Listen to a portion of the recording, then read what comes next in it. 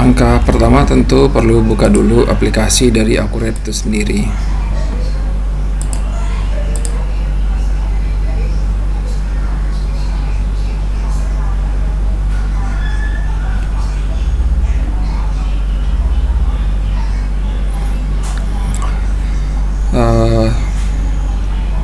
Saya akan menggunakan database yang sudah ada ketika kita melakukan instalasi pada aplikasi dengan mengklik jelajahi data perusahaan contoh.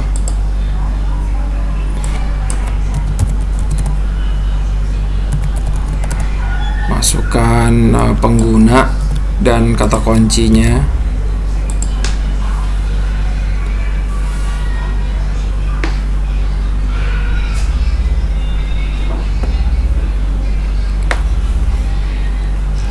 Selanjutnya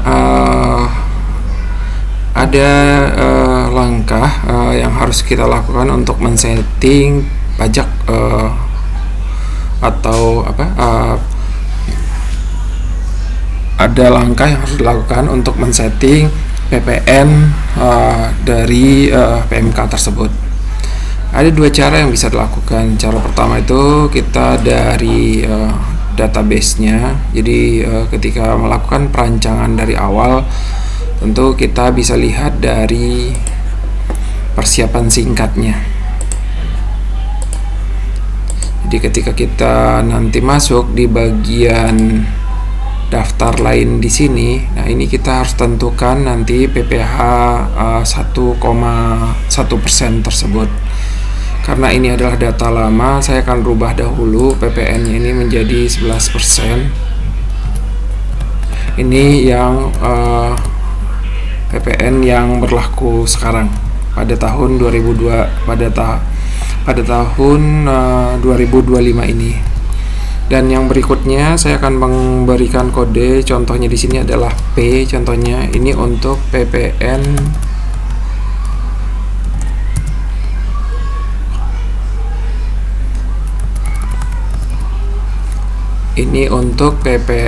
yang 1,1.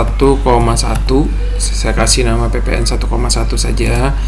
Dan ini konsisten ya dengan yang di atas. Boleh sih ini boleh saja menggunakan keterangan apa saja, yang penting dipahami karena itu akan muncul nanti pada pencetakan dokumennya. 1,1% ini. Terus sama pajak penjualannya dia akan mengacu juga ke nomor yang sama 2103 untuk penjualannya, cuman hanya kode saja nanti yang berbeda.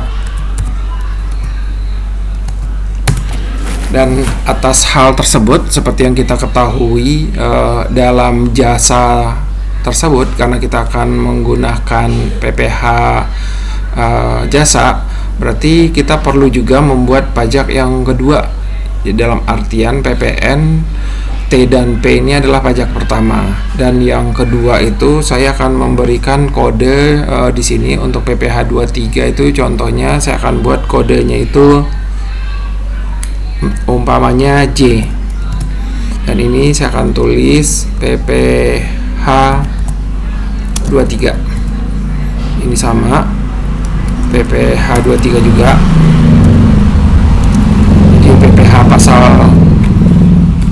Jadi ini adalah PPh pasal 23 dengan tarif 2%.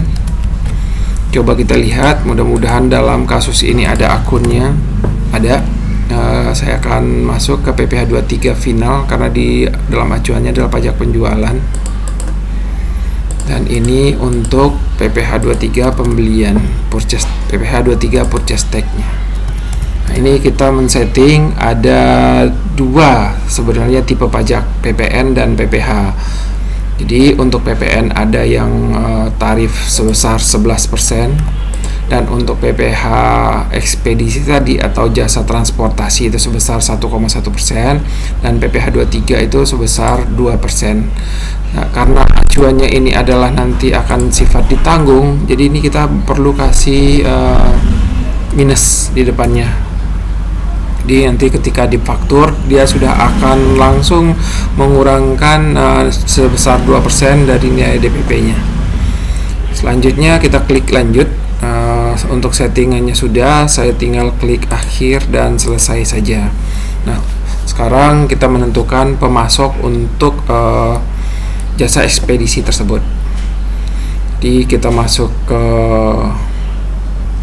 masuk ke daftar, terus selanjutnya kita pilih pemasok. Kita akan membuat pemasok baru. Nah, ini saya akan buat pemasok baru. Umpamanya ditulis adalah jasa ekspedisi. Setelah kita memberi nama, tentu kita perlu men-setting PPN yang akan PPN dan PPh 23 nanti akan muncul dari termin. Nah, di sini ada. Jadi untuk jasa ekspedisi tersebut, pajak pertamanya adalah PPN 1,1% dan pajak keduanya adalah PPh 23 tadi. Selanjutnya diklik OK. Kita lihat apakah sudah muncul. Ini sudah ada jasa ekspedisi. Nah, ini tentu kita juga harus setting juga terhadap item jasanya. Berarti kita perlu masuk ke daftar barang dan jasa. Daftar dari pemasok jasa tersebut dan daftar dari barang bisa kita lakukan dengan melalui mekanisme impor dari data Excel.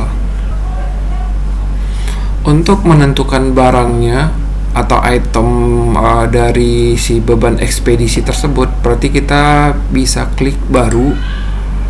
Nah, di sini kita jangan pilih service, karena kalau seandainya service, dia tidak mengacu ke beban yang akan kita gunakan. Jadi ketika kita klik service, contohnya di sini, pada akunnya hanya ada 2 akun, penjualan dan diskon penjualan, sehingga kita tidak bisa menggunakan service. Kita akan menggunakan non persediaan, sehingga nanti kita yang akan mengarahkan ke akun mana. Nomor barang saya membuatnya ekspedisi, keterangan saya samakan saja, terus unitnya saya tulis umpamanya set. Ini hanya dibuat saja, nanti disesuaikan saja dengan kasusnya per masing-masing. Bisa saja nanti umpamanya satuannya adalah kubik, ada umpamanya pel dan lain-lain gitu. Terus akunnya, ini yang poinnya untuk menentukan pemasok utama dan lain-lainnya, kode pajak pembelian. Nah, ini saya ikutin mekanisme yang tadi awal, kita menggunakan kodenya adalah kode P untuk pajak pembeliannya. Terus setelah itu akunnya, ini poin yang paling penting, biayanya ini diarahkan ke biaya ekspedisi. Jadi saya taruh ke biaya angkut pembelian. Yang lain karena sifatnya bukanlah untuk dijual, berarti akun retur ini saja yang akan saya tambahkan satu lagi. Nah, selanjutnya ini sudah selesai untuk settingannya, diklik OK. Oke, kita sudah tahu beban biasanya adalah beban, karena ini adalah tetap adalah beban biaya angkut pembelian. Terus kita pilih OK. Selanjutnya kita akan membuat faktur pembelian atau faktur ketika kita menggunakan jasa ekspedisi tersebut. Berarti kita pilih pembelian. Contoh kita pilih faktur pembelian. Terus kita cari tadi si pemasok si ekspedisi tadi. Ini jasa ekspedisi. Anggap nomornya saya asal tulis saja transaksi sekarang. Terus pilih item barangnya. Ini tadi adalah ekspedisi. Terus nah ini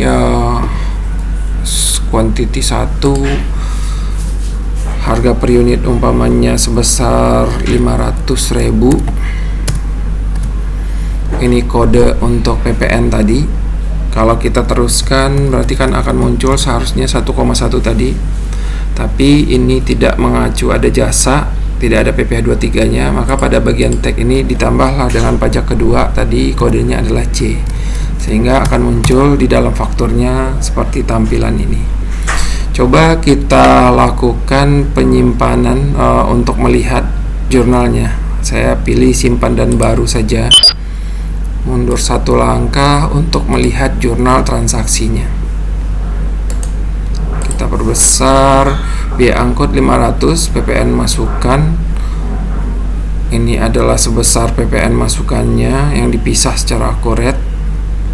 Terus saldo PPh 23 nya ini karena PPh 23 ya, jadi dia mengacu ke silang ke utangnya dan digabung.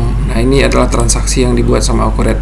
Sebenarnya pada kegiatan manual bisa saja nanti ini dijadikan satu, utang IDR-nya itu satu akun saja dengan penjumlahan. Cuman sifat kondisi yang seperti ini dia memperjelas saja konsep bahwasanya yang 550 ini adalah PPN, terus yang sejumlah 100 ini adalah PPh 23, dan yang ini adalah sejumlah dari biaya angkutnya tersebut.